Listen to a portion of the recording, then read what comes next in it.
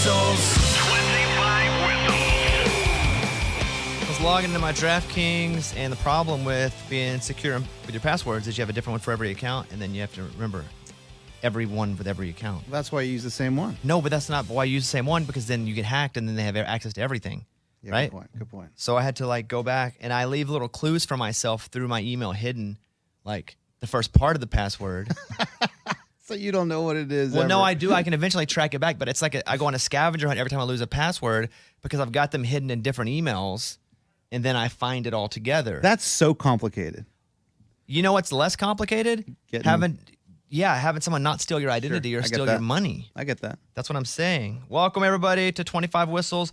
Usually we go and we do the warm-up, but I do want to hit a few stories first. Kickoff Kevin's here. Hey, let's talk about the Cowboys and the Cowboys offensive line, Kevin, because it's not a good day as far as Tyron Smith out until at least December. I read that his leg muscle is basically ripped off the bone. Oh. Eddie and I were talking about this a minute ago. It's brutal. And that Eddie said he's going to miss a couple weeks. That's what I first heard. That's what they said at the beginning. It was like, oh, it's bad. He may miss a few games at the beginning of the season. Now it's much, much worse. It's until Christmas probably at least. Not good. At least, yeah. And I have Madden 23, and I have the Cowboys. I took the Cowboys as my team. I hate the Cowboys, but I have the Cowboys. That's not real. As my franchise team. Hold on a minute. I'm going to tell you a little something here. He's my best player on my team. And so he also got hurt yesterday in our league. He got hurt. Really? Art imitates life. In the game? Yeah. Yes. Weird. And so he's out, but he's only out for 4 weeks. So I was thinking about you and how I'm going to trade him in 4 weeks off my franchise team. Are you? And I also moved him from Dallas to Oklahoma City, and I changed him from the Cowboys to the Bison. So why did you even pick the Cowboys? It's ridiculous. And I traded Dak immediately for Kyler Murray. Oh. And Kyler Murray, a second-round pick. And then I traded Zeke, and I took the one of the rookies, maybe Bryce Hall. I forget who, but I was like, Zeke sucks. So I wish we could do He's that in done. real life. yeah, so Yeah. that's what's up. Tony Pollard will take over. So the Cowboys are hurting. Chet Holmgren, as far as basketball goes, out the whole basketball season now. He's playing in a pro-am game, and LeBron kind of halfway late, but it wasn't even that. It was a LeBron play, and Chet was trying to guard him, and he came down on his foot, and you see him pick up and limp running back down the court, and now he's out for a whole year. Oh, man. And then I have to hear Eddie go, I told you he was skinny. Well, nobody said he wasn't skinny. And it's a foot. What I said is nothing to that, do with it. I was worried about him going to the NBA anyway because he's very skinny. But you don't think there have been 10,000 people look at his body? There have been doctors, there have been trainers, Yeah. there have been people, and go, but you Who knows nothing about nothing, Yeah. think that he's too small for the NBA. Kevin Durant. Yeah. And Eddie's like, well, but he's not a center. You can do that with Holmgren's not a everyone, center. though. You can do that like there are definitely people that have defied the odds or whatever, but I mean, Kevin Durant is a different beast. Holmgren, Same, different beast. Even differenter. maybe. Even differenter. Hey, and now we're going to have to wait a year to find out. Finally, a quick other story. Tom Brady did not go to do the Masked Singer. He went to an island with his family. I don't know what happened. Personal That's stuff. confirmed? Yeah. But if he did, who cares? It's Tom Brady. I don't give a crap. He wants to take 12, 13, 14 days off to do the Masked Singer during camp, the greatest quarterback of all time. That's okay. It's different if it's Zach Wilson. Yeah. That's you as a fan, right? No, that's me But as- if you were a teammate, would you feel the same way? If it's Tom Brady, it doesn't matter. He's the greatest of all time. Oh. He doesn't need to be there for early camp. He's not playing anyway. Yeah. So I'm good with him doing whatever he needs to do. You think you've heard about Aaron Rodgers' ayahuasca tea and like wanted to go to an island and get some of that stuff? I think he who knows why? It's probably something sad, right? That's what I was thinking. It's probably something sad. Right. Personal reasons, probably Yes. something sad, and he'll go handle it. But if he wanted to take 11 days off to play the Tiddlywinks Championship, if there's one player that deserves it, it's Tom Brady. He's the only player. Yes. Absolutely. All right, let's do warm-ups here real quick. We'll go around the room. You can tell me your favorite flavor of ice cream and then answer the question, okay? Love it. Your name, which I guess I'm going to say to get to you, but you can say it again anyway. Okay. Favorite flavor of ice cream, and then answer the question. The question is, how far can you throw a football? All right, let's go to Kickoff Kevin. Kickoff Kevin, probably about maybe like 45 yards. So not too far, but not too, Nah, that's pretty good. Yeah. That's pretty good. Decent. pretty good. Maybe like 40 to 45, I would say. Okay, and your favorite ice cream? Oh, chocolate. Chocolate everything. Okay. Let's go to our producer, Mike D. Go ahead, Mike. Mike D, probably cookies and cream, and I could probably throw the football from me to you right now. That's like 10 Through yards. a wall? That's amazing. Through the wall. That's Through the funny. glass. Mike, though, as much as he's like, oh, I can't throw a football. What do you run a day? 8 miles. If it's a day where you're That's running crazy. a little more than normal, I'll do a half marathon. he'll go out and do 13 or See something. you on, Just like Sundays in the morning. just normal. He's like, what? yeah, well, hey, pretty moderate day of exercise. And he posts his map, 14 miles of running. Crazy. So he's like, I can't throw a football, but he can run a half marathon on like a Tuesday. I have really good endurance. Yeah. No thanks. Adam, I can throw a football about 8 miles. No, that's sorry. I'm gonna do. I got to go 45 yards. That's the number that popped in my head when you said the question. I'm gonna go with that. Chocolate ice cream, just like regular old cheap grocery store chocolate ice cream. I used to have my granddad. That's my jam. I'm going to go. I'm probably going to throw it about 20 because I know my arm's going to hurt real bad. It will. If I throw it 40 or more. Just You're being proactive. So you're not going to hurt yourself. It's not worth it. Why am I going to chuck it? For you stupid idiots? For a bit on this show? Yeah. I'll throw it about 20 and then my arm won't hurt the next day and nobody cares anymore. We show up in a sling. Yeah, we moved away. I like the ice cream when we go to the ice cream place, my wife and I, has the most color, the most pop to it. So The rainbow sometimes, flavor well, one? no, sometimes it's cotton candy Oh. because it's like electric blue. Yeah, that one's cool. But you guys have to understand, I'm colorblind, so when I do get to see colors vividly, I need it in my mouth, whatever it is. Interesting. So that if I'm blindfolded, probably a solid like a salty caramel. If I'm blinded, Fancy. yeah. All right. But I always go for like the electric yellow, blue, anything that's super color poppy. And 6'1", 170. All right, Eddie. Okay. Are we not doing that again? All right, now we've All skipped right, that Eddie, part. second warm-up question. Yeah, so First I one? could probably chunk a football around 40 yards. Definitely would hurt my arm, but I would probably get about 40 yards. I've done this while I'm walking the dog. I kind of act like I'm throwing the football and kind of pick a mailbox and be like, yeah, I can get it there. 40 yards. I don't know that you could Oh, I can do it. easily I'm- and hit a mailbox. No. I don't mean hit the actual mailbox, but I kind of measure it by like houses. I can probably throw about 4 houses, assuming that every house is about 10 yards. What's your max? If you gave it your all, 40. That's my your max. max is 40. Oh, absolutely. I can't hit 45 like Kevin. You kidding me? No. Kevin was a acting like- quarterback in But college. you're acting like 40 and 45 is some huge difference. I would think if you Five, get. it is when you're maxing out, 5 yards is a huge No, difference. I hear you, but you're like, yeah, 40, no problem. 45? No way. Okay. If you were like, if I'm really extending myself for 40 and I said 45, you go, no, I just extended myself. I see what you're saying. So on average, I'd probably be about 35. Okay. Easy. 40 would be my max. 45, you're crazy. Okay, so you can throw, the question was, how far can 40? 40 yards. And my favorite ice cream, Rocky Road, baby. Kevin, you were a quarterback? I thought you'd be like No, a defensive I lineman or played something. tight end. Oh, Oh, okay. I played this whole quarterback. time I Same thought it was a thing. quarterback. I played quarterback in 3rd grade. Does that count? That does count. I did too. Okay, yeah. I stopped in 6th. Yeah. In 6th grade, I moved over to receiver, kind of slot, high motor guy. There you go. Sneaky athletic. How could go. you remember those plays? That's the hardest part, isn't it? And what? At being a quarterback, remembering every single play. In 6th grade, we didn't have Belichick's Yeah. playbook, bro. You're right. You had about 4 And plays, but still a power, lot. toss, Yeah, dive. that's exactly it. That's Sweep. Yeah. You knew the holes, A, B, C, D. Exactly. That's it.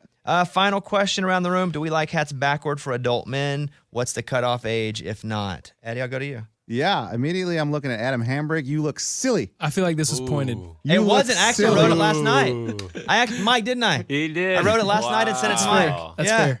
Yeah, go ahead, Eddie. You're a grown man, Adam Hambrick. You look silly. The Turn cutoff- that hat around. What's the cutoff, Eddie? Oh, I would say 30. Okay. I'd say 30. I mean, 30, you're already kind of getting older, but that's the age where you need to be wearing your hat straight. Well, Adam, you can respond. Adult men, backward hats. Obviously, for you, it's yes because you have it on. Cutoff is 37 years old. No, I just wear it like this because it was just easier with the headphones because I always like bump the mic. And so thanks, Eddie. I do it like this occasionally. Your but brim mostly, should not bump the mic unless you're like trying to. Are you talking with your nose? Yeah, sure. I don't know. Yeah. No, that's an excuse. It probably is. I wear it straight most of the time. I wear it straight up. But I don't really have any opinion about the way people wear their hats. This is America. You can wear it however you want that's to. true. But I Thank asked you. for an opinion, so Right. you have to have one even if you don't. That's the Yeah. first rule of doing any say sort of that's any American sort of everything. broadcast. Listen, Yeah. Bobby, don't tread on my hat. Okay. Kevin, I would say cutoff would be like 35-ish. I never really thought about that. But yeah, I'd say it's about 35. So I got about 4 years left. Mike, what do you think backward hats for adult men? I say Adam has another 3 years. Cut off his 40. Let's go. 40. I'm okay with that. I'm okay if wearing the hat, if like the wind is going to blow it off your head if the bill is forward. That's different. You can be 60 and do that. Breezy. in here. Amen. If I see somebody driving in a Jeep and their hat's backward, I'm like, not a douche, a Jeep. There you Right? go. You have to like Absolutely. assign different. But I wouldn't just walk around with a backward hat. Yeah. I might flip it around if I'm going to run, or if we're playing flag football, or that time that I did a commercial with Brett Favre out in the yard throwing the ball around in the mud. A Wrangler commercial? Yeah. Remember that? No. Yeah. You were not in that Oh, wasn't that commercial? No. It felt like it, man. It felt like family all playing that game. Dang. All right, let's go over to Kickoff Kevin with the 5-question tittle tattle. What you got first, Kevin? All right, number 1, Quinn Ewers was officially named the starter for Texas this past week in a year where a lot of people are saying that the Big 12 is down. Do you think Ewers has what it takes to bring Texas back to a Big 12 championship? And remember, if you guys disagree, you blow the whistle and we'll come to you. Yeah, of course, because there's only 2 teams that could probably win that thing, and it's Texas and Oklahoma. And I don't know how good he's going to be. I know because he's a Dallas kid. He played high school ball in Dallas, right? I mean, he was awesome. He's a 5-star kid. He went to Ohio State. All that happened, but I don't know how he's going to be in college. They do. I knew he was going to start because he's not going to transfer down and not start. They did the whole charade with Sark where it's like, I don't know who the starter is until now, basically. So, but yeah, I think Texas can absolutely win the Big 12. I think Oklahoma's probably a little bit better. But yes, my answer is yes, of course. I wonder how good he's going to be. His hair is pretty awesome, though. Yeah. He's got It's cool not hair. even just a mullet. Like his mullet has side mullets. Oh, yeah. It's more than just like short on top and mullet in the back. It's almost like Fabio, but it's just a little more mullety than Fabio. Because it's a little curly, too. Yeah, and it's like it's got body. Yeah, man. It's good hair. It's got body. For sure. So Jealous. the answer is yes, I do think Texas can actually win the Big 12. All right, next. All right, going back to 2016, the Baltimore Ravens have won 22 straight preseason games. Is this the most pointless win streak of all time or the most underrated win streak of all time? I think it's very underrated because why else would we ever talk about wins or losses in preseason? What a streak, though. In Wild. anything, any game, preseason or not. What's funny is it's like me. I'll go back to Madden. I'll start my starters every preseason game. They take their starters out. That's what you see Harbaugh doing, putting all those starters in so the streak never ends against all the scrubs. Yeah. And that's not what he does. But I think it's pretty awesome because I actually turned on a Ravens game and watched, honestly, 6 plays, 7 plays before I changed it. But I was like, I want to see if they're winning. And I thought that was pretty cool because I normally give no craps. Have you guys watched any preseason at all, Adam? Yeah, I watched the Cowboys and the Titans last week. Eddie? First half. Yep, both.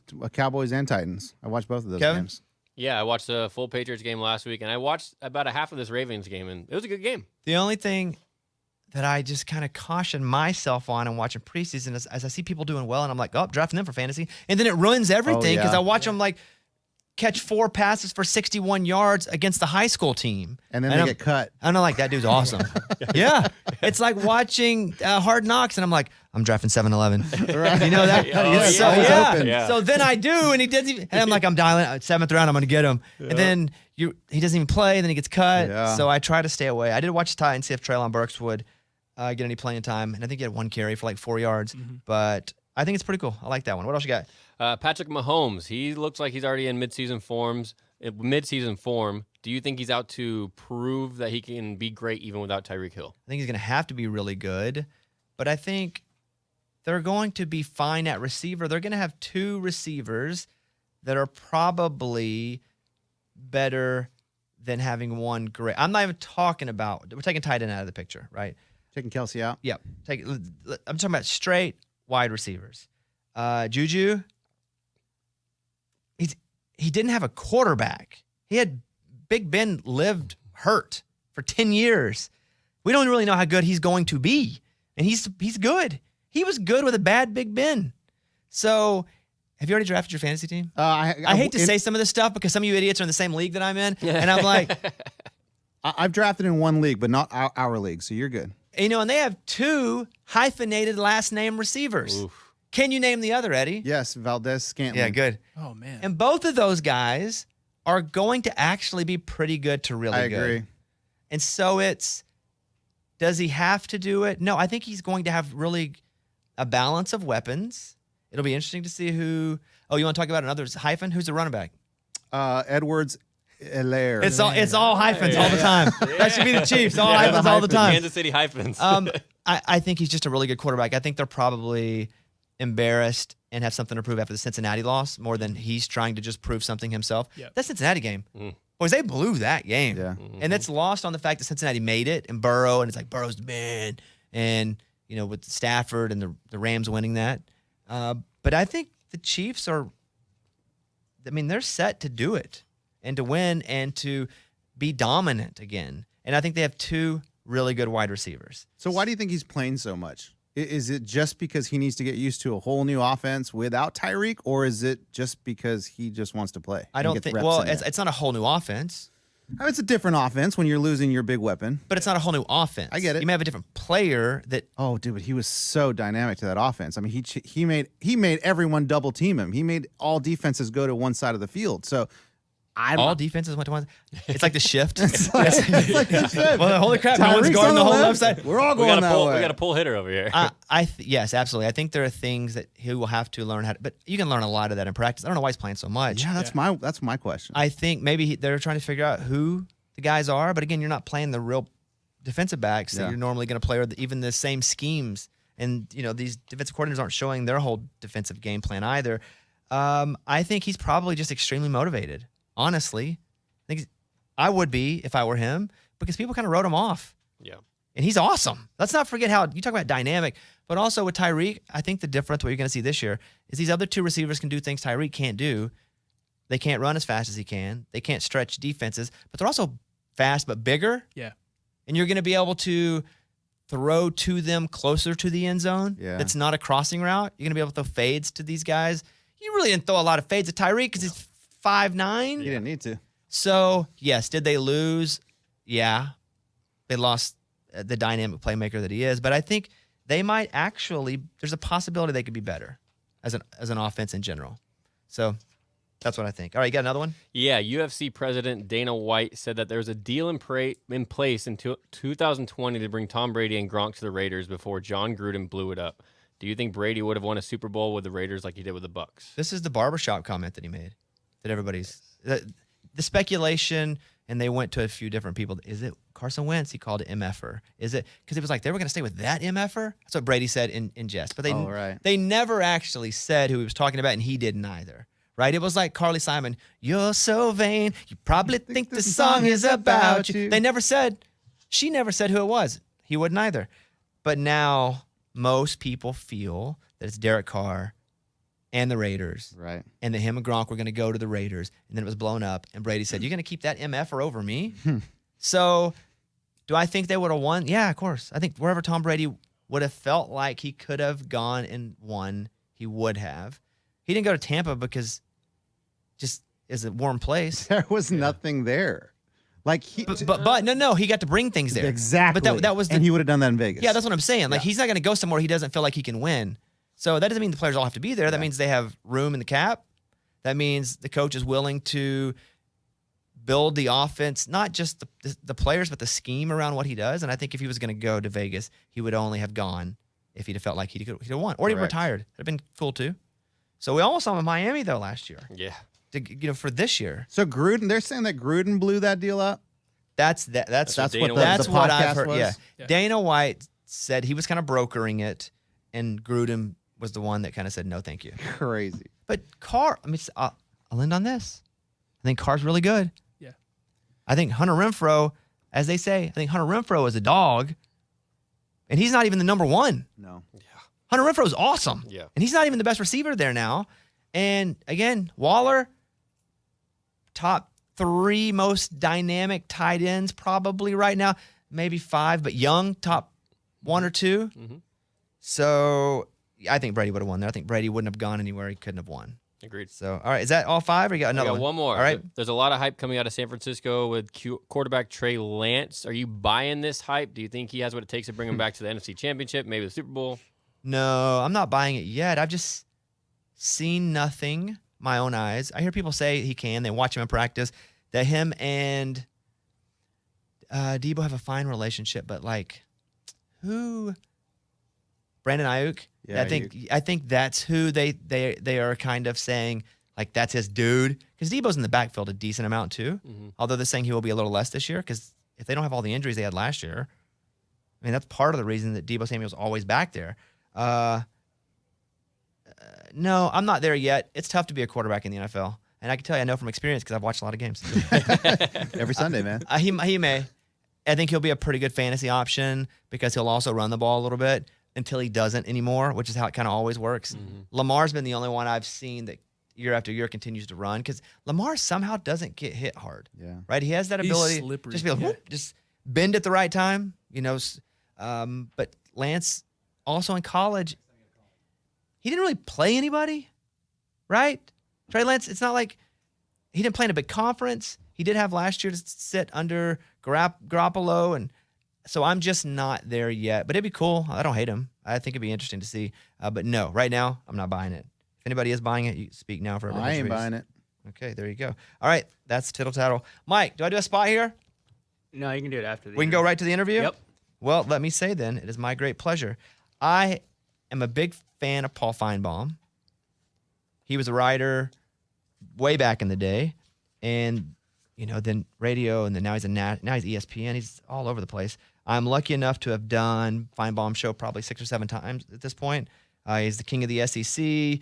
I think the most viral story that I know Finebaum from, aside from listening to a show most days, is whenever Harvey Updike called and was like, "Hey, we poisoned the trees." And Eddie, you know that story? No, I don't. Wild. So Harvey Updike called into the show after the Iron Bowl in 2011. The Iron Bowl is Auburn and Alabama. And he said, hey, I poisoned the trees at Toomer's Corner. Now, Toomer's Corner is after an Auburn win, they roll the trees with toilet paper. Okay. It's crazy. Tree everywhere. And those trees mean a lot to that university. And he poisoned them, and they all died. I mean, it's really. He had really done He it. admitted it on Finebaum's show. Oh. I think he's dead now, though, right? Didn't he die? Yeah, Ooh, I don't know. He died. Yeah. He Not spent some Finebaum. time He's on in a jail. minute. Not Finebaum. Yeah. Finebaum's alive and well, but Yeah. he died. He served some time for that though. Yeah. They popped him. Wow. Yeah. So here's the guy. I've been honored to be on his show many times, and here is Paul Finebaum. Paul, I am very honored that you would come on and do these shows and this show with me. You are one of my heroes, and you know that. So thank you very much for being here today. It is my pleasure. I'm in awe of this opportunity. So let me not waste any more time stumbling and stuttering. Well, I have a lot of questions about you personally, and obviously, here we are. It's week 0 of football, not the real weekend. You got a few games, but most of it's next weekend. But I want to start personally with you. In your closet, do you have your own closet of TV clothes? Is it just suits and ties and shirts, and then your own closet of normal clothes, or are you all shirts and ties and suits all the time? No, I am. I have if I could break some news here with you guys today. Everybody has their picadillos and fetishes. Mine, I have a tie fetish. I wherever I am in the world, which is more like Fayetteville or Knoxville or Starkville, I'm always looking for new ties. That's my deal. Because you don't dress up as much because you're cool. You don't have to, but. I mean, you can wear the same blue jacket every day of your life on television, and nobody has any idea. But they may remember your tie, so that's my go-to. Okay, I'd say my shoes are similar. Down a little bit, but you have tie. I've looked here. This is my shoes today, right? those are cool. Yeah, so I have a million pair of shoes, and hopefully people notice my shoes, and I can wear the same. I have a standard white sweatshirt on and pants, but shoes. Okay, so you have a lot of ties. Do they give you a clothing allowance that you get to buy these fancy suits? No, I once asked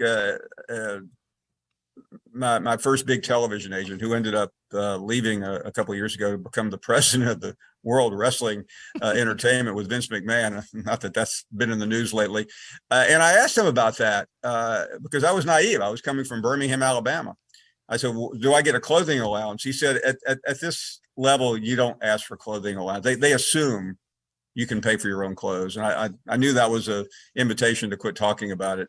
But by the way, I have one other fetish, Bobby. Oh boy. And it's a glass frame fetish. And there's a place in Nashville that I found a couple of years ago and unfortunately, we don't get back to Nashville that often, thanks to Vanderbilt. But I always go to it, and it's probably one of my favorite frame places in the world. So when it comes to people who are extremely interesting, guys that love ties and frames, that's number one, right? Like skydiving, who cares? Guys that are risking their life. If you have a tie fetish and a frame fetish, like I can imagine the chicks you'd be having to beat off with a stick if you were 22 right now. Yeah, the funniest thing was when I was in there the first time, and the lady who I think is the owner, I think it's Image Optical down near Nashville, and she was telling me, she said, "Oh yeah, by the way, Taylor Swift was in here just last week," and I'm thinking to myself, Taylor Swift at the time was like 19 years old. What is she doing behind glasses?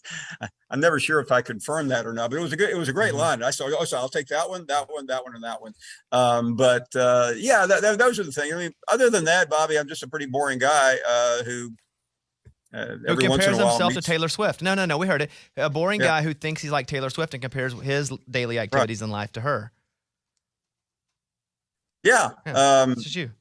Exactly. I mean, and you're probably the only person I know that's ever done anything or accomplished anything. So, and I won't embarrass you. I was in Nashville a couple of years ago for something, and it was a big deal. They were having like an entertainer of the year or something. It was just like only invited audience. And this guy dragged me over there, and everybody was there. I mean, everybody.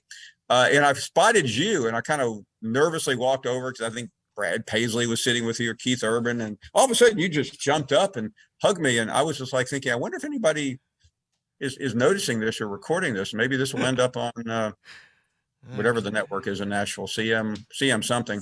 But it was really cool. And that was the first time I'd ever met you. And since then your people have sent a restraining order, so I would never do that again. Okay, look, I'm a massive you fan, and for you to put me on your show, which I listen to and watch, and sometimes I go from the car to the TV, but it reminds me of back in the day when I'd be 12 and we'd come in from ball practice and you'd have to run in during a commercial so you could catch the show. But I do that with your show now. Like I'm listening, I got a freaking haul butt to get in so I don't miss anything. And it's rare, and I'm going to say this as a sincere compliment. It's rare in today's media world that you care about something so much that you want to catch it live or you want to not miss anything.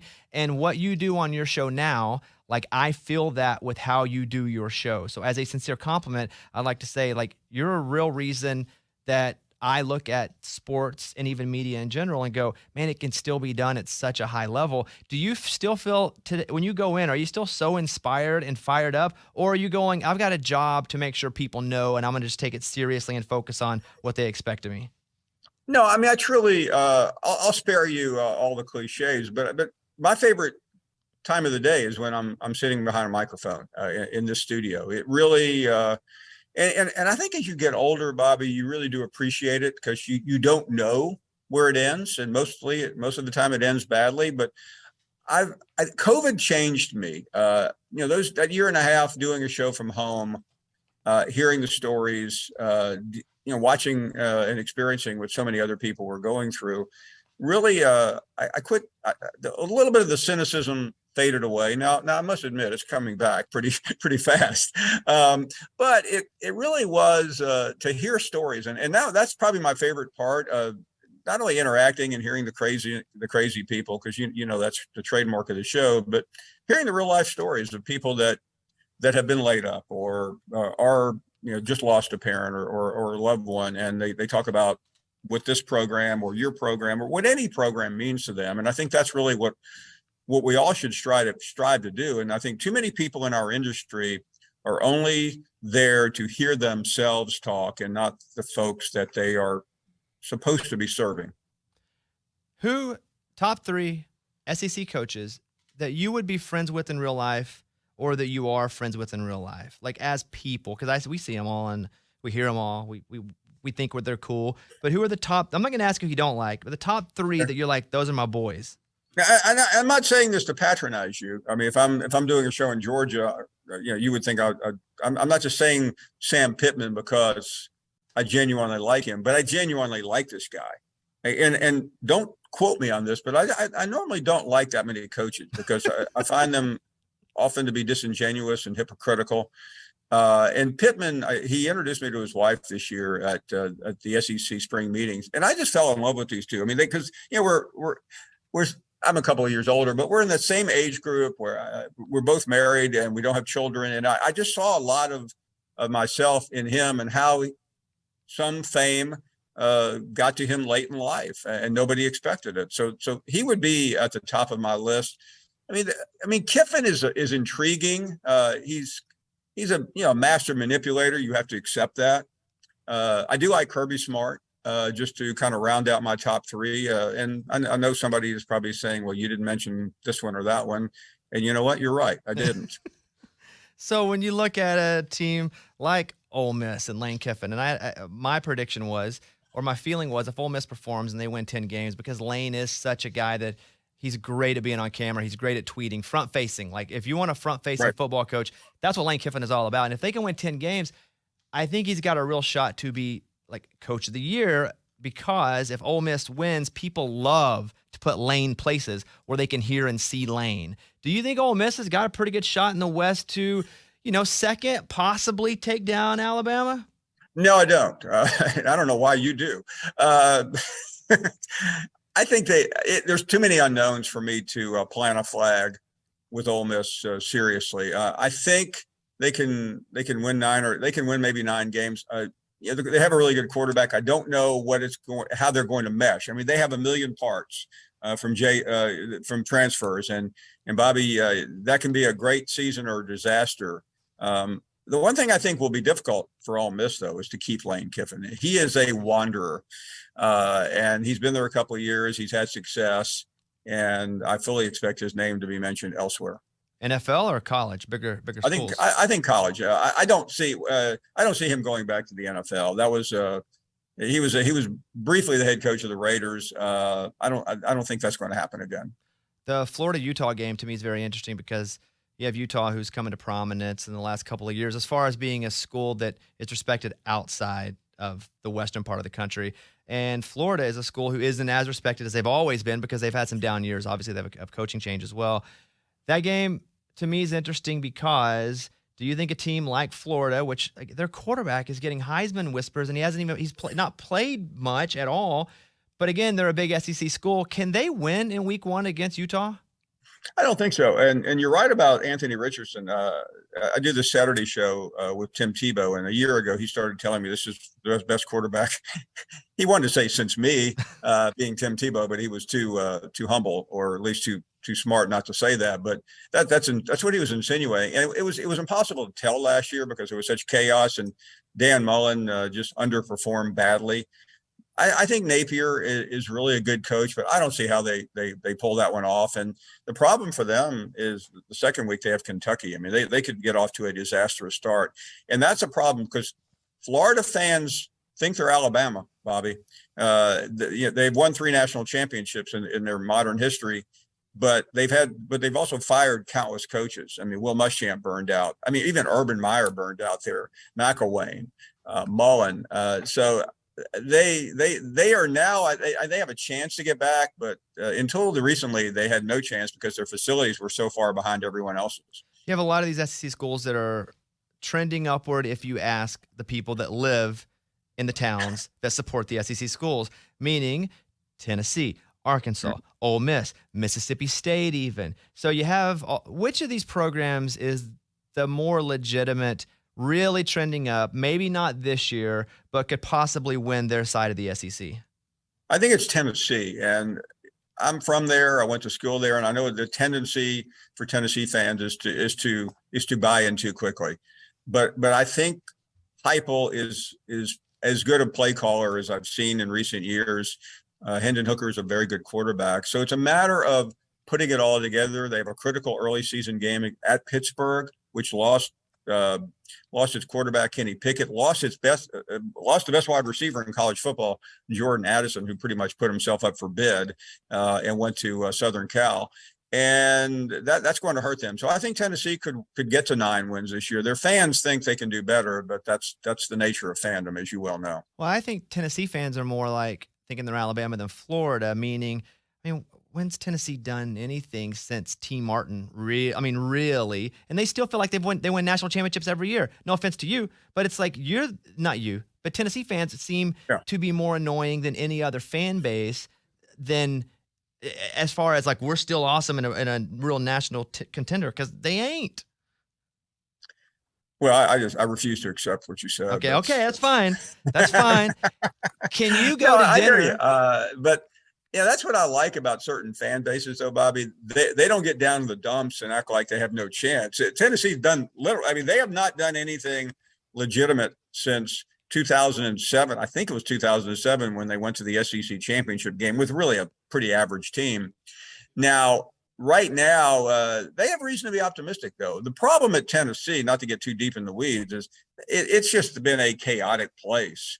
They hired Greg Schiano a couple of years ago, and the internet, beat him, ran him off, and it was. I mean, you remember that day. All of a sudden, Twitter spoke up. It was actually Clay Travis to be. I was going to say that, but I was going to let you say it first. Yes, Clay. Yeah, no. I mean, and by the way, I mean, I don't know whether that was the best thing to happen to Tennessee or not, but they ended up with one of the worst coaches I've ever seen. And if Jeremy Pruitt wasn't the worst coach in Tennessee history, he was certainly the dumbest coach in Tennessee history. Okay, coaches in SEC history. I was watching a thing on TikTok about Mike Price, so you made me think about this. And so no, hold on. Wait. Mike Price was not dumb. What he did, let me finish, because the TikTok was saying, because there are two versions of the story, and we'll just say this, the Roll Tide version in the hotel room was the one they were talking about. If it's true or not, I don't know, and he sued and he won. But I'm saying if that were the case, then that seems to be pretty, he wasn't really doing a lot of thinking with his brain. Yeah, I'll tell the story quickly. So Alabama hires a guy named Mike Price, who is at Washington State, and in the Rose Bowl, the year they hired him to replace Dennis Franchione, he comes in. He quarterbacked Ryan Leaf and somebody else that played the guy that replaced Tom Brady in New England. The guy that Tom Brady replaced in New England, and he had two sons on his staff. And Bobby, the guy is 58 years old and he lives in Pullman, Washington. And all of a sudden, he's in Tuscaloosa, Alabama, and his family and his wife is still back in Pullman. And he discovered Southern women. And he and his two kids who were on his staff would go out every night and did what crazy people do after a few pops, and everyone knew about it. I mean, I had people calling me on our show, and stop me if I'm going too long here with this salacious story, who were saying, "Hey, Mike Price was in a Mexican restaurant on Thursday night trying to pick up a friend of mine." I mean, that was the story. And finally, it blew up. He went down to a golf tournament in Pensacola, and I was with some people the other night who were with him, and he got snookered. And exactly what happened is still open for debate. Sports Illustrated magazine reported that he went back to the hotel at this place called Arides Angel, a strip joint, and he went back to their room, and he, while they were together in the hotel room, he yelled out, "It's rolling, baby, roll tide," at the moment of ecstasy. Here's the problem. He filed suit claiming it wasn't true. And I later discovered this, Bobby. He's 58 years old. You ready for this? He's got high blood pressure. He's on all kinds of medication. And his defense in the lawsuit against Sports Illustrated was he was incapable. That's a tough one to figure have it to out for defend yourself. I hear you. He ended up being awarded $10 million or $20 million, but he couldn't talk about it. Okay. Guess what this guy did? You're right. He is pretty stupid. He started talking about it and had to give the money back. That's what I said. When you talk about stupid coaches, I was like, let's roll back the tape and say the dumbest coach is Mike Price. The second dumbest coach is Jeremy Pruitt. I stand corrected. Okay. Paul Finebaum, you guys at Finebaum Show on Instagram. The three final questions are: first, speaking of coaches that have had a tumultuous last 6 months, Harsin and Auburn. What's happening over there? What's going to happen over there? Well, you got a guy who's the biggest booster. He's on the board of trustees, and he wants Harsin out. Didn't want him hired, and he decided to get him fired a couple of months ago. Unfortunately, or fortunately, it got out in the media. Harsin was able to get some sympathy, so he saved his job for the time being. But he is clearly dead man walking. So Auburn's not going to win enough games this year, in your opinion, for him to keep his job? No, very, very little chance. Question 2. You're a pretty recognizable guy. And can you even go to dinner now and without people coming up and being like, hey, Paul Finebaum, can I get a picture? That's got to happen everywhere. Well, the farther south I go, the more difficult it is. So it's not like, I mean, I could go to dinner in Minneapolis and I don't think anybody would notice, but Birmingham or Atlanta, but hey, I mean, I'm at the point in life where I'm looking at the people that come up to me and go like, where were you when it mattered? I mean, I'm in my mid 60s. I've been married 33 years. I mean, I laugh at all this stuff when the homecoming queen at Ole Miss comes over and says, can I get a picture for Instagram? I just say, okay, can I, if that could have happened 35, 40 years ago and I could have sent it to all my buddies back in high school, but what good does it do me now? Yeah. You say, what's Instagram? That's what you say. What's Instagram, young lady? That's exactly. What you say. Yeah, exactly. Okay. We're going to end on this. Nick Saban. Obviously, you spend time with him. I see you spending time with him. I see you with him. Like, what kind of human being is Nick Saban? Because again, all I get is him being hilarious when not trying to be hilarious at press conferences. I believe it or not, I'm working on a book, and he's a big part of the book, and I'm going to try to explain the psychology of Nick Saban. He is not someone, Bobby, that you want to grab and probably be entertained by, but he can be fun. And one thing about that you'll appreciate, the best conversations I've ever had with Nick Saban were not about football, but about music. He's a classic rock fan. He is. He told me once that, and I can't remember, it was the Eagles, it was an Eagles live album in Japan. And he told me, he said, yeah, I played that over and over again, for 6 months. I mean, a little bit obsessive. Okay. I think the Eagles are a good band, but I'm not sure I could only listen to Hotel California, but that's him. He likes them. He's gone to Rolling Stone concerts. He and Bill Belichick got into, I think they had Bon Jovi come hang out with them one weekend. So he's not into country, but he is a huge classic rock guy. So when you come to town one evening, it would be awesome if you and I just went to dinner one night without all the cameras and supporters you have to follow you, all the fame and glitz, you and I for an hour and a half talking life. That's a dream of mine. I would love at some point to make that happen because you walked into there because I am going to be in Nashville pretty soon. Let's go. Let's go. If you're in town, we will be there for the Vanderbilt Wake Forest game. Okay, that'd be amazing. I'm a massive fan of you. Let me know. I'm always and here's the comparison I'm making you and I, and I'll let you go. You have a massive show to do. You're a hero to all the world. The comparison is when I finish anything we're doing. If we do a 12 or 13 minute break and we're off the air. Eddie, you can tell him. What do I do as soon as I'm off the air from being Mr. Gregarious, Mr. Life of the party? What do I do? You walk out and go home? Or I shut down. I don't have a lot of energy. You want any time to have energy. I go down and I'm like, all right, I got to figure out what's up next. I'm not the life of the party when there ain't a mic in front of me. And I've done your show even in person, even here when you set up the stage. And very similar. You go, all right, I'm off. It's like you're a robot that shuts down, and I can appreciate that, Exactly. and I can admire that. And because you're a weirdo like me, and I think that's why I love you so much, Paul Finebaum. Well, I appreciate you saying that. And when I see you, I'm going to try to sell you on getting me a job in Nashville as a songwriter. Because I did write a country song about 10 years ago. And No, you didn't. No, you didn't. I did. No, you didn't. Okay. Yeah, I'll bring it to you, and I'm going to go to Music Row or whatever it's called and try to sell it. Yeah, it's not called Music Row, but yeah. Tell your friends you're going to go down to Music Lane and sell your song. Lane. Yeah, Music Lane. Yeah. All right, Paul. Hey, thank you, and Bobby, hopefully I'll see you soon. You're my hero, and I'll talk to you. I'm going to tell your guy and give him my cell phone number. If you never text me, I understand. You hate me. But if you do, and you're like, let's go to dinner, let's go, and I will let you pay because I'm that kind of nice guy. I would be delighted. And this has been of all the things I've ever done in my career, this Okay, is certainly stop. Okay, stop this is it. certainly the most recent. Okay, thank you. That's more like it. There he is, Paul Finebaum, everybody. All right, Paul, see you, buddy. All right, Paul Finebaum, awesome. So let's talk about parlays for a second.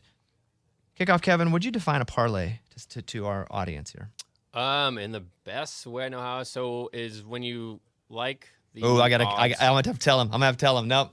What? I'm gonna have to teach Kickoff Kevin because he's nervous. He's gonna mess Wait, it you up. don't know I He's know, nervous. I He's know, gonna mess I it know, I up. know. Okay, here, let me give my best Okay, shot so here, okay? here, we're gonna let you do it again. Okay. Right now, I want to say, DraftKings has the best. For me, I love to parlay at DraftKings because it's very easy as far as for the human. It's hard to mess up on DraftKings. It's simple for the user. So, Kevin, what's a parlay? Okay, when you like certain spreads or certain games and you like multiple, so you want to combine them together for a better payout. But obviously, it's harder to win multiple games or multiple bets.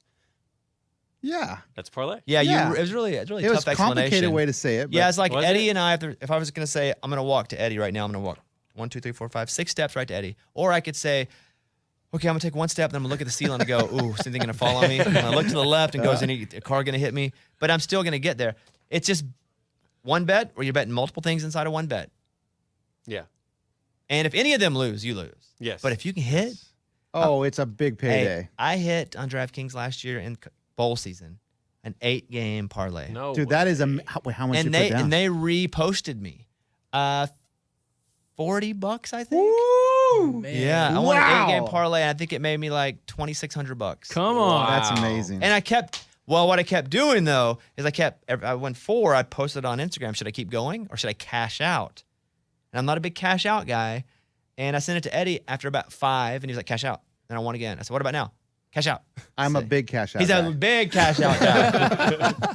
So next week we'll be doing the parlays of the week. So, but again, DraftKings, and put in Bobby Sports. That's the code. 1, it makes us look good to them, and then 2, they have all kind of promotions and stuff, and that's what's up. Also next week, Brandon Marcello will be on from 24/7 Sports, and we'll talk about the games because this is called Week 0. Do you know why it's called Week 0? Because 0 games matter. No? Oh, sorry. That's a good You guess. know what? That's a good guess. Okay, it's funny. I like that. Why? Do you know why they call it Week 0? I don't. Well, Week 1 is next week where it's the first real slate. This is Week 0 because it is a week where there are like 3 games. I think like Yeah. Vanderbilt and Hawaii. They're Yeah, more yeah, than yeah. 3, but I good think luck the best naming is, them. like, Yeah, Vanderbilt and Hawaii. That's one. Nebraska and Northwestern, I Boom. think, is the best game. Not for me because Vanderbilt and Hawaii because I got Clark Lee coming up head coach in a few minutes. There we go. That's right. Where Vanderbilt's an 8-point favorite. Let's go. When's the last time Vanderbilt was an 8-point favorite in a game? When they played Eddie and I's team. The idiots. So, yes. So download the DraftKings Sportsbook app now. Use the promo code BobbySports to bet just $5 on college football and get $200 in free bets instantly. That's why you put in Bobby Sports to get $200 in free bets instantly. Only at DraftKings Sportsbook. Minimum age and eligibility restrictions apply. See show notes for details. That's the notes we put up whenever we write it. Yeah. The first time I read that, I was like, see show notes. I should have looked myself. That was for me. Okay, we're going to go over to Adam. It's time. And Eddie doesn't know about this segment. I don't. But Adam's a big stat guy. Adam's big, into the numbers. And so we're going to do Adam stats. But I need you to sing a theme song right off the top of your head. And whatever you sing here is what we're going to use every time. We're going to capture it. And you're going to sing it. And we'll probably have like Reed, who shoots video and stuff, put some guitar behind it. Okay. But whatever you sing here about Adam's stats is his new Wow. theme song. No pressure. No pressure at all. Are you ready? I'm ready. And action. Adam stats. Adam has all your stats for you. Adam stats. Woo! Okay, we liked it. That's We're going to capture that. And Reed, you can put music on that? Got me fired up. Okay. All right. no, Adam, what's tough. your stat of the week? Oh man, Kevin Sumlin. Kevin Sumlin, we all remember him from Texas A&M. He was the head coach there before Jimbo Fisher. His record through his first 4 seasons, 36-16. Do you know whose record is 34-14 through his first 4 years at Texas A&M? Jimbo Fisher. You know who's making a lot more money than Kevin Sumlin made? Jimbo Fisher. I don't know how that makes y'all feel, but y'all basically at Texas A&M have the exact same coach and are paying one of them about $70 million more. This makes me uncomfortable if I'm a Texas A&M fan because we haven't really seen Texas A&M achieve at a high level. They beat Alabama, but they also lost 4 games last year, which I think is going to kind of be the highlight of Jimbo Fisher at A&M, if I'm being honest. Even with the number 1 recruiting class, we're going to see him hit those highs, but I don't know if he's got it in him to be consistent and be Alabama like he wants to be. I think that Sumlin had Manziel, Yeah. and awesome for him. Yep. That really won him a bunch of games. I think Jimbo Fisher is also coming in, though, and now compare him to Sam Pittman at Arkansas. You look at his record, and I don't know what his record is overall, but it's like 2 or 3 games over 500. But when you go in the first year of a program, you're in the just a deficit. You got to dig out. You're underneath. You're underwater. And so I don't know that I would compare the money and the stat. You're kind of putting the money on what you think he can do for the future of the program. And I think what we're seeing is with these massive recruiting classes, like that's what they're betting on with all that money. And he did it True. at Florida State. Like he recruited the crap out of kids. So my point is, even though his record is not as good as Sumlin, and that's a really interesting stat, that they don't pay him for his first 2 seasons. They pay him for kind of seasons 4 through forever until they fire him or he retires. I just wonder what the tipping point is. Like, how many 8-4 seasons does he have to turn in before? Well, he gets takes one it more. and He gets turns? one more this season that's 8 or 9 wins. And if he's not winning 10 or 11 next year, I think he gets put in the pressure cooker a little bit. Educate me a little bit. So if they don't spend that much money on Jimbo, like where does the money go? Like, Well, there's not an allotment of money. right. So it's not like the NFL where like you pay your quarterback There's no way salary too much. cap. Yes. So who cares? Uh, Who the- cares the- if they're paying him way more than they paid someone? Who cares is people going, well, this is stupid. He can't even win as much games as the last coach. Exactly. So what's We're your paying him worth? all this money. It's just fun to say, this is stupid. Yeah. Yeah, and Okay. it's also boosters, right? It's all Right. it's all the same people that are paying all the players. And I don't say that in a bad way because I do NIL deals with players too. So I'm not like, oh, it's It fishy. sounds better nowadays. Yes, if I couldn't say this 5 years ago. No way. Yeah. So the deal is, it's interesting that he hasn't won as many games in Got this it. many seasons, but I think Sumlin had already hit his high point at this point. Yeah. Where Jimbo, as you can see from the recruiting class last year and even this year, they haven't yet. Yep. So, Yeah. all right, there's Adam Stats. Adam, I already forgot it. Yeah, So let's try whatever again. it Now. is, Let's just- try again. This will be his out song. Go okay. ahead. Adam Stats. That's Adam Stats. He's got those stats for you. How'd you like those stats? Yes. Wow. All right, we're going to go over, and I had a chance to talk with Clark Lea on stage. And Clark Lea, head football coach at Vanderbilt University. Pretty cool because he's a guy that played baseball, was like, I ain't going to make it as a baseball player.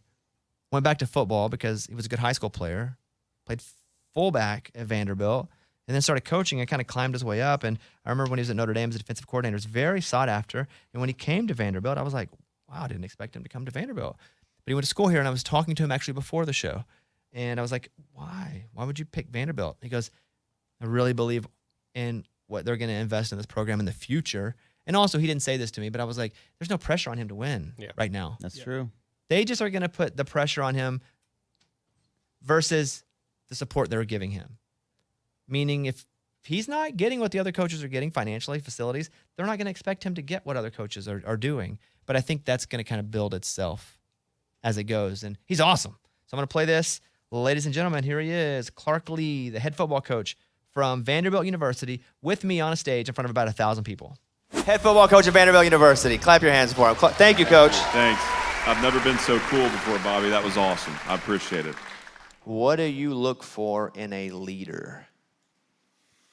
Well, I go back to the word authenticity. I think a leader starts with action. And that's been something I've really that I've made front and center for me here, kind of in this phase of my life. I'm charged with carrying a message to a team every day. But what I notice is if I'm not staying true to that message in my own life, that it's a little bit hollow. And so, to me, I think you have to have the ability as a leader to first act, second to connect with the people around you, to understand and have a sense for the experience that others are going through. Those are really the two most important things, I'd say. And then, look, there are going to be certain people that carry leadership traits where they're able to get in front of people and deliver a great pregame speech or rally the unit in the moment where they're needed. But more important on a team of 107 people is that, everyone makes a choice to do the next right thing the right way. And that's leadership through example, and that's what we're looking for. What position would I play? Well, listen, with the name Bobby Bones. Why are they still laughing, by the way? Coach, I don't understand. Again, Like I hear them laughing. It's supposed to be fun, but it hurts. All right? Yeah, so you would definitely play defense. Bobby Bones, you can't have that name and not play defense. I've got you by height, weight. What are you? 6'2", 180. So 6'6.5". Hey, listen, I know that game. No, you're going to play safety, man, and you're gonna step down and make the big hit and celebrate the interception. Let's finish it in the end zone. I can see it happening. So I'm gonna brag about my high school days for a second. I played a little slot, good hands, high motor guy, which means not a lot of speed, but That's right. yeah, that's I okay. was one of those too. That's okay. And so coach put me back on punt. He said, you need to return punts. I could catch. Throw the ball to me, I will catch it. He said, you're going to return punts. The guy dropped like 3 in a row. I said, great. I get back. And now when you're returning a punt, and this is high school, reliving glory days here. I'm looking, I see all the butts of my guys about to go that way, and I barely see the punter's head. And I'm nervous, although I play a lot. I've never returned a punt in a game. I never returned a punt in practice, coach. What kind of idiot puts me in the game returning a punt in a game that's never done in practice? Boom, I see it go up. Now it goes above the lights. That's difficult.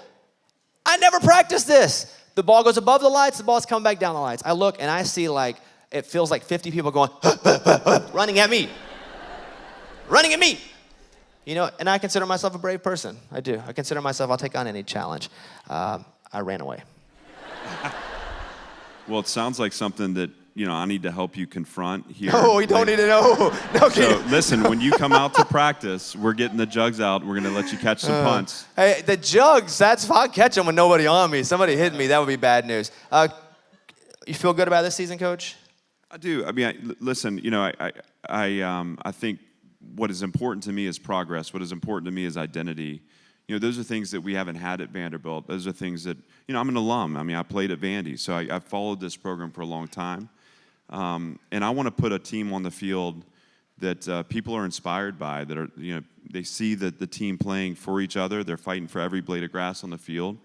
And we can do that. We're early in this build, and so we got a lot of young players. And with young players, we got to bring them along. But we've had a great camp, and I'm just excited to take this team to Hawaii and open the season. Awesome. Coach, I appreciate you. Thank you.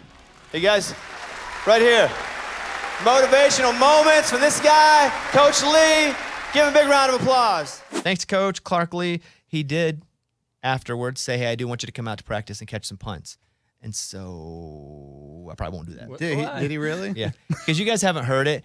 People listening to this, we didn't listen to that back right then. We just 5 seconds later went, okay, let's move on. Right. That's how you do a podcast. Yeah. So in that clip, I talked about returning punts in high school. When my coach was like, okay, our guy dropped like 3 in a row. He's like, go return the punts. I never practiced it, much less done it in a game.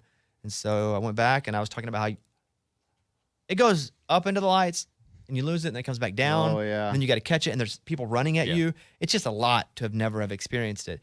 And I'm not really afraid of much. I'm scared of a lot of things, but I'm not so afraid that I'm not going to take on a challenge. And so I remember that ball coming down and I was like, nope. And I ran off to the side. I didn't catch it. I didn't catch it. I just didn't. And I told that story to him. And he was like, all right, you're going to come out and catch some punts at practice with our team. And I don't think so. No, I just That'd don't. be kind of fun. Put the pads on. I don't think so. No. You can do it where you catch multiple, like in those videos. You can I can't catch like one. 3. Okay. I'm not going to catch 2 or 3. Gotta start with 1. So, I'm rooting for Vanderbilt a little bit. I like that. Yeah. And I like for them to beat everybody but Arkansas. Okay. So, and we're not playing them. Well, So there who you go. cares? I would Good. love for them to win some games. College football's back. It's time to enjoy the tradition, the fun, the great offers from DraftKings Sportsbook to celebrate the best time of the year right now. New customers can bet just $5 on any team and get $200 in free bets instantly, win or lose. Kickoff Kevin, break that down for me. So if I bet $5, then what happens? Then if you bet, Yeah. what'd you say? Yeah, exactly. Yeah. Kickoff Kevin's over there on his I phone. was thinking ahead here.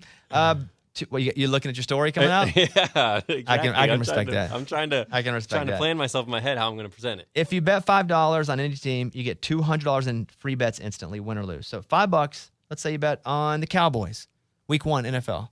It's a good bet. $5, that's it, and they lose. You still get $200 in free bets given to you. Yeah, that's a no-brainer. It's a no-brainer. Just do it. So also same game parlays for a shot at even bigger payouts, and a same game parlay would be you do a parlay, multiple bets, but inside of one game. You could bet the spread. You could bet how many yards Dak's going to throw for, over, under, that kind of thing. But you could do that and win. Just combine multiple bets. That's it. DraftKings is safe, secure, and reliable. Best of all, you can deposit and withdraw your cash whenever you want. So I'm going to bet Vandy minus. Let me see what the spread is real quick.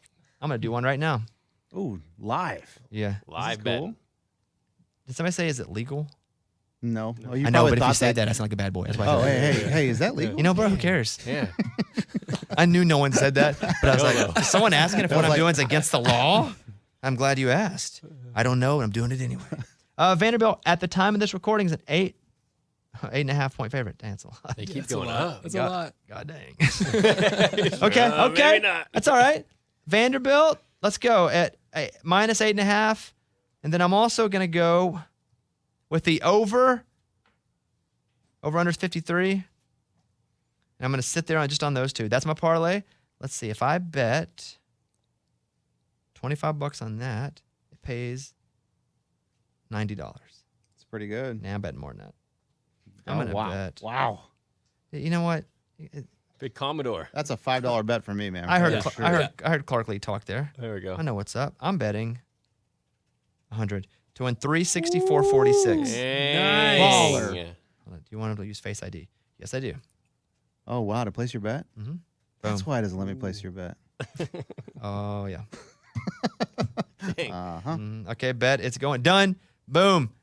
All right. I see it. Hey, I don't care if it's legal or not. I live life my own way. There you go. Hey, nobody said anything, though. Nah, I know what you're thinking, though. That guy's a wild card. You know what? You're crazy, right. man. You're I'm crazy. All right, well, this is what we do here at the end of the old deal, where we go around and take a take. But before that, I want to tell you a segment we didn't do. Eddie suggested to me privately, let's do Who Would You Cut from the Podcast? Now, why did you think this would be a good segment? Because it's the time of year when teams are looking who to cut. Like preseason's over, they kind of looked at everything and being like, all right, we got to get rid of. I mean, it's a tough decision. They have to do it every single year. So I'm saying, what? Look around. Who would you cut out of us in here in the studio? Hilarious. We don't have a roster limit. Yeah. But I mean, hypothetically, like just For suggesting this segment, you. There you go. And that's the end of the segment. Who Wow. do we cut? All right. Yes. All right. Ending thoughts. Everybody, I need your big opinion. Let's go to Adam Hambrick. Oh man, my opinion has to do with Texas A&M. I'm on a Texas A&M kick today. I just cannot get my head around why the expectation coming on Texas A&M is what it is going into this fall. All these kids, 5-star kids, they got incredible recruiting class, incredible job. But all these kids aren't going to step onto the field this fall and make a difference. They still haven't announced the starting quarterback as of the recording of this podcast. I don't know what they're going to be. I don't know how they can justify that ranking, showing what they've doing what they did last year and then starting this year where they are. So Texas A&M, you got a lot to prove. We'll talk to Brandon Marcello next week. We'll ask him about that specifically. That's it. They just had the best of all time Yeah, recruiting for sure. class.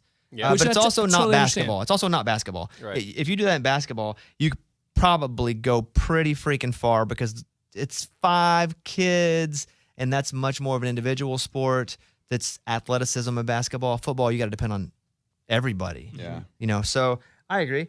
They could win 9 games, I think. Yeah, I think they could win 9 games. legit. But that would be a good year for them, I do believe. Do these teams that don't announce quarterbacks, do they know who their quarterback is and just choose not to announce? Or are they for the really most struggling? No, for the most part, they Okay. do. That's what I thought. It gives you an advantage over the other team too. 'cause That's they why can't- they can't Cincinnati's game plan not for you. Yeah. announcing their quarterback for Arkansas right now. Do they probably know? Yeah. Okay. If they didn't, what the crap? Coach, Like, you're really Coach, go out confused? to the field and watch something. Figure Like it you wake out, up man. the morning of the game, hey, you're starting today. Hey, who are my quarterbacks again? yeah. Holy Flipping crap. a coin. Okay, thank you, Adam. Kickoff Kevin, your final big opinion. Ricky Williams was recently on a podcast called My Other Passion, and he was talking about NIL deals, and he had an interesting take on it. He was saying that the players shouldn't be able to get paid until after they graduate. He was basically saying, Like a hey, trust? Yeah, like you can get your deal, no problem, you can get your money, but you have to still keep like the integrity of going to school, working towards something, keep the passion. He was just saying that he was afraid that the passion was kind of going to get lost in it. That's old folk talk, honestly. Yeah. Yeah, well, he's kind of older. Yeah, that's old folk talk. That's funny to hear that that's him. But I just thought that was a cool like way of going about it. Hey, still handle your business and you'll get your money. That's kind of the way it works. Yeah, that ain't the American way, though. It is not kind of how it works, except this one awful organization called the NCAA. That's the only reason it's not how it works. I can subscribe to that a bit, where I think that he has some, but boy, you're not paying them to go to school. Yeah. You're literally paying them for their name, image, or likeness. That's the problem. Now, I think when there are regulations, if you want to make sure they go to class to get the money that they're owed right then, Like if there's that, like you get paid every week of the deal. Let's say I make a deal for $100 with KJ Jefferson, University of Arkansas. I haven't. I don't plan on doing a deal with KJ Jefferson. Love him, but I'm not in contact with his folks at all. Mm-hmm. And it's say $100, KJ Jefferson. Okay, every week it's $10 at you for 10 weeks. All you have to do is go to class, and then once you do and you don't miss class, the school says it's in a trust and the school pays you out weekly. I could see something like that happening. Yeah, that sounds cool. But if you're doing the work, you deserve to be paid for your work while you're doing the work. Why is this the only place where people are like, I don't think people should get paid for the work they do until they get older? What the? No, Yeah. This is America. I think too there's something about college football that's always been awesome. It's like the romanticism. Like everybody loves that our boys play for us and like our boys play for our Also alma mater. stupid. And Also stupid. It might be, but that's one of the inspiring, like really cool things. That's like the human element of college They football. don't even live where you live. They're not Totally. even from the same town or state for the most part. Totally, but that's what people fell in love with college football in like the 50s and the 60s when like it first started really becoming a thing, and that's what people miss, and that's what people feel like the human element is And going the away. tradition of the And college tradition, football, yeah. like you were saying recently, we hate change, right? People were getting paid it's then logical. too. People were just getting lied to more. You know what I Yeah. miss? Getting lied to. That's what they're saying. Yeah. It's a little bit Santa Claus, I right? miss the love and the old folk feel of getting lied to every day, Boy, every when it's Saturday, legal. thinking these guys were doing it for tradition. Yeah. Bull crap. Yeah.